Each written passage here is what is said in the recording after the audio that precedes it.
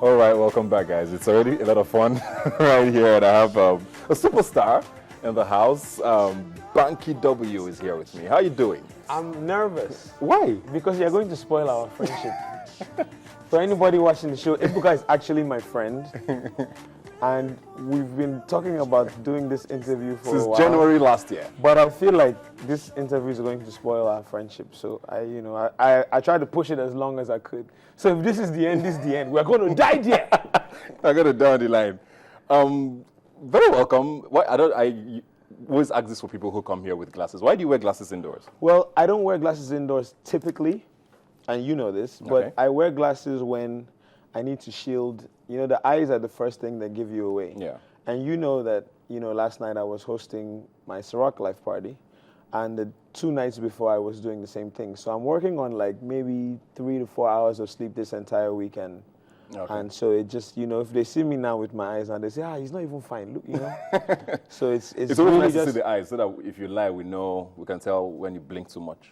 really? That's is that I'm what it saying, is? yeah. That's all right. I mean, if it works for you. I just wanted to, still taking off from your party. I mean, people call you the king of the Lagos party, and you even call yourself that. I do. And yeah, I do, mean, I guess, I've heard that on radio a few times, Yeah. and I mean, it's probably a great moniker to have. But do you ever think it's a bad thing? Do I think it's a bad thing? I mean, not necessarily. I mean, I leave that to people to decide. I just believe in doing what it is you want to do, and I guess maybe everything in moderation. So when I say the king of the Lagos party, it's because there's an experience of like partying in Lagos that I understand and that I enjoy.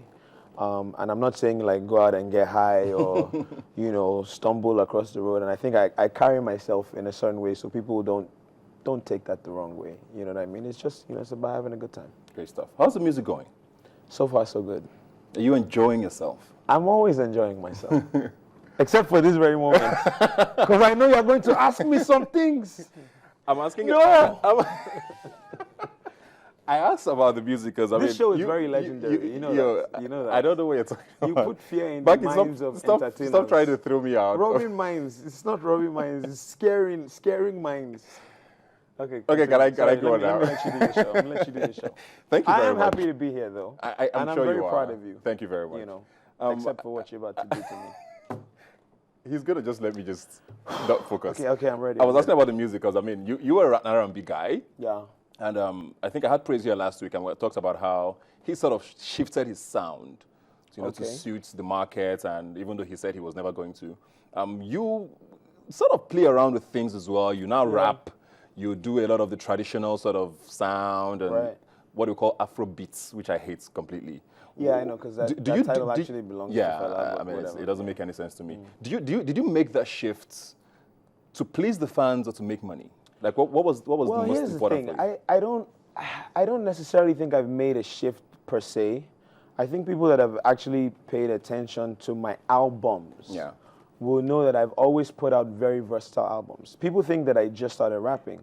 I've rapped on every single album I have ever released. When I was making albums in my dorm room in New York, I rapped on songs. You understand? Now, I think maybe the thing is people pay more attention to singles. So if you don't shoot a video for a song, a lot of people, only your real true fans go and buy the album and listen to, from top to bottom. And I miss the days when people did that.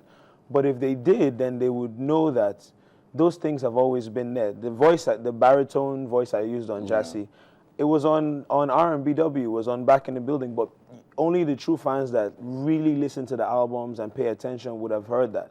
So I think now they're probably hearing it a little bit more on singles.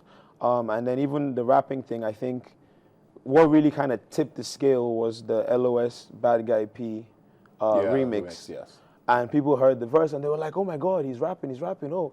But prior to that, they would always be like, oh, there was an uncredited rapper on Loki or somebody, like they never made that connection. So I don't even think I made a switch at all. I think I've always been somebody that has tried to experiment and, probably if there was a switch at all, it's been on maybe doing it on singles, on lead singles where I'm doing a little bit more, but.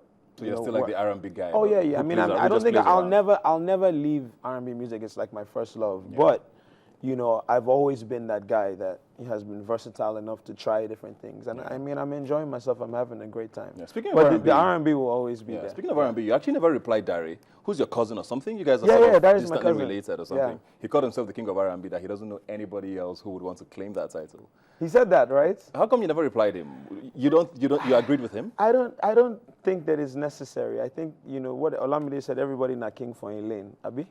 You know what I mean? So, you know, if Dari feels he's the king, more power to him. You think he's better than you at what you do? Is this when we get into that part of the interview?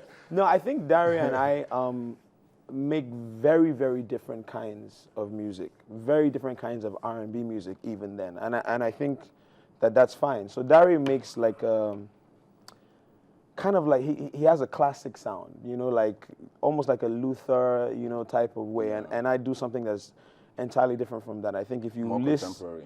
Yeah, I think if you list like our top 5 songs, like, you know, Dari is not the girl. Like, that's not a Banky W song, and it never could be. But at the same time, Dari wouldn't do a yes, no, or a strong thing, or whatever. Yeah. So, you know, maybe there's just, you know, many different kingdoms. What did you think when you saw that, though?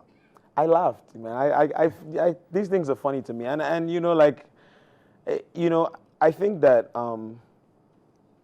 especially with the R&B thing in Nigeria, I'm so proud that I'm one of the people that has kind of helped open the door. I think the people that are really going to be the kings of R&B are just now coming in the game. Like, people that have heard Shady sing, that boy is the truth. I'm a huge fan. You know what I mean? You're a bigger fan of Shady than you are. I actually am. You know what I mean? But it's fine. You know, you know, praise is here now. You know what I mean? Shady is coming in. There's Sammy. There's people that, you know, the boys that have really taken that R&B thing, and I really think they're gonna go real far with it. So, you know, maybe I'm the king in one lane and Dari is the king in another. I really don't care. Like, I'm proud to be one of the guys that open the door and let these young boys come in, and I'm proud of what they're going to do. Like, I think it's going to be a great time, and I'm having fun, man. I'm rapping now. Maybe I'm gonna go, you know, maybe I'm gonna find some room on the rap throne. You know what I mean? MI should just give me some chance. Let me do my thing there too. You know, it's cool. It's all good. Right. Speaking of younger boys coming through now, let's talk Wizkid and all of the. I mean, I know you addressed it last year. Eventually, talking about how he wanted to go international and you had to renegotiate the contract. So how does that relationship work now? Because we're not even sure if he's an EME artist anymore. What is it with Wizkid now? Well, you know, I think that people tend to make things a little bit more negative than they are. Yes, we renegotiated to a certain extent, but I think that every label head. Your words. No, every label executive prays for their artists to grow to the point where they want to set up their own label, and they have the ability to do that. So Jay-Z signs Kanye West. Kanye West has good music. Dr. Dre signs Eminem. Eminem has Shady Records. Shady Records signs 50 Cent, who has G-Unit. You know, like, that's the actual natural progression in successful music. So, yeah, you know, I signed Wiz. You know, he blew up, and we're very, very grateful for that. And, you know, now he's doing Starboy, and that's a good thing. That's not a bad thing. So I think the